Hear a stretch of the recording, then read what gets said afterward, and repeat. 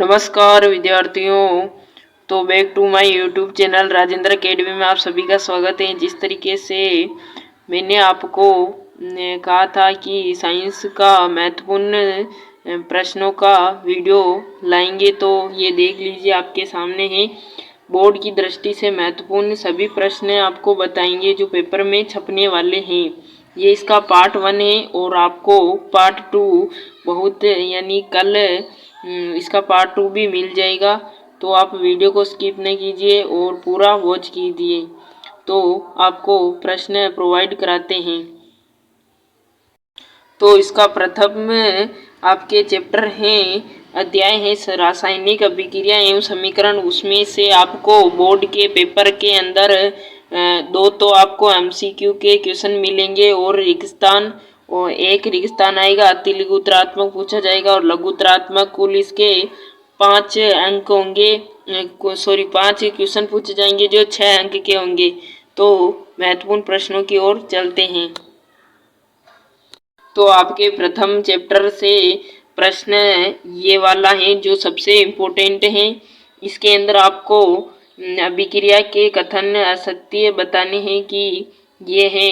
ये प्रथम एमसीक्यू है और ये सेकंड एमसीक्यू है। ये आपके 2021 में भी मॉडल पेपर में इस प्रश्न को लिया गया था। मतलब इस दी गई अभिक्रिया में से किस प्रकार की अभिक्रिया है वो आपको बतानी है कि संयोजी है या दिव्य विस्थापन है या फिर वियोजन अभिक्रिया है। तो इसका सही आंसर विस्थापन अभिक्रिया है। इसी तरीके से आपके नेक्स्ट क्वेश्चन है ऊष्माक्षेपी एवं ऊष्माशोषी अभिक्रिया का क्या अर्थ है, इसका उदाहरण सहित बताना है। ये इसकी परिभाषा हो गई और ये इसका उदाहरण सहित इसका आंसर हो गया। और ऊष्माशोषी अभिक्रिया का ये इसकी अभिक्रिया की परिभाषा है और ये इसका उदाहरण है। फिर इसकी आपको अभिक्रिया समीकरण बनाकर फिर इसको कर देना है आपको। और इसका नेक्स्ट क्वेश्चन है इम्पोर्टेंट जो आपके पेपर में छपने वाला है। विस्थापन व दिव्य विस्थापन अभिक्रियाओं में अंतर बताना है और इन अभिक्रियाओं की समीकरण आपको तैयार करनी है। यानी कि दोनों के बीच आपको अंतर बताना है और फिर इनकी समीकरण तैयार करनी है। नेक्स्ट प्रश्न की तरफ चलते हैं। नेक्स्ट क्वेश्चन है 17। एक भूरे रंग का चमकदार तत्व अक्ष को वायु की उपस्थिति में गर्म करने पर वह काले रंग का हो जाता है। इस तत्व अक्ष एवं उसके काले रंग के यौगिक का नाम बताना है और फिर आपको इसकी समीकरण तैयार करनी है। नेक्स्ट क्वेश्चन आप देख लीजिए। ये है विस्तरगंधिता और साक्षरता पर संसाकरण पर ये आपको इसके उदाहरण सहित परिभाषा बतानी है। और ये आपके इम्पोर्टेंट एमसीक्यू हैं जो कि पूछे जाएंगे इस वाले चैप्टर से।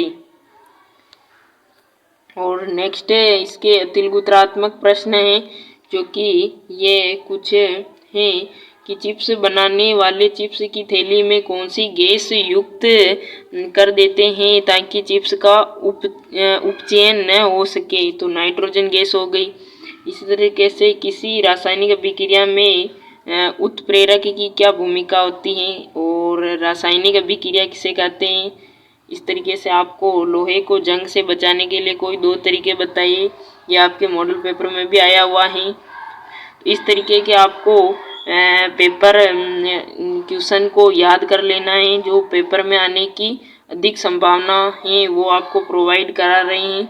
ये वाली अभिक्रिया भी आपको तैयार कर लेनी है, इसके भी आने के कई चांस हैं। और फिर आपके ये शेखावटी मिशन से भी ग्लूकोज का निर्माण किससे होता है या अभिक्रिया से होता है, तो इसकी आपको तैयार कर लेनी है। फिर आपको इसे अथवा वाले प्रश्न उपचयन और अपचयन की ऑक्सीकरण की अभिक्रियाएं उसको उदाहरण सही समझाना है। और फिर आपको ये आपके फिर अध्याय 2 के अंदर अम्ल व क्षार के अंदर आपको एक एमसीक्यू, एक रेगिस्तान और एक अतिलघुत्रात्मक और कुल 4 अंक के प्रश्न हैं और कुल 4 प्रश्न हैं और अंक 7 हैं।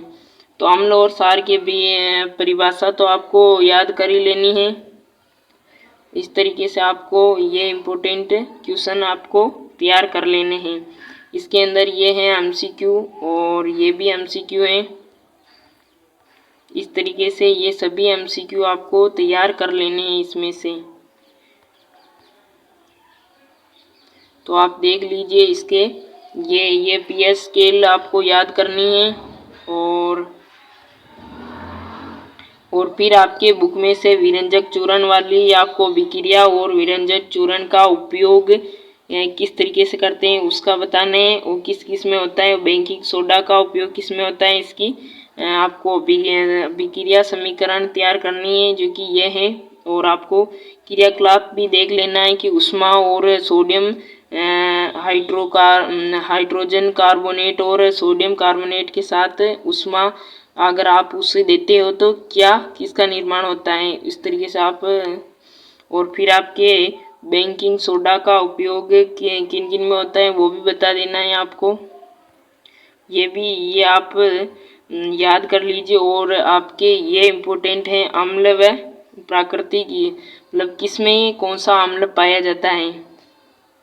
और फिर आपके ये इम्पोर्टेंट के MCQ हैं, इम्पोर्टेंट क्वेश्चन है जो इसको आप याद कर लीजिए। यह विक्रिया भी आपके बहुत इम्पोर्टेंट हैं। और फिर ये दैनिक जीवन में मतलब pH का महत्व है, इस पर आपके प्रोजेक्ट भी तैयार करने होते हैं। तो ये है आखिरी क्वेश्चन।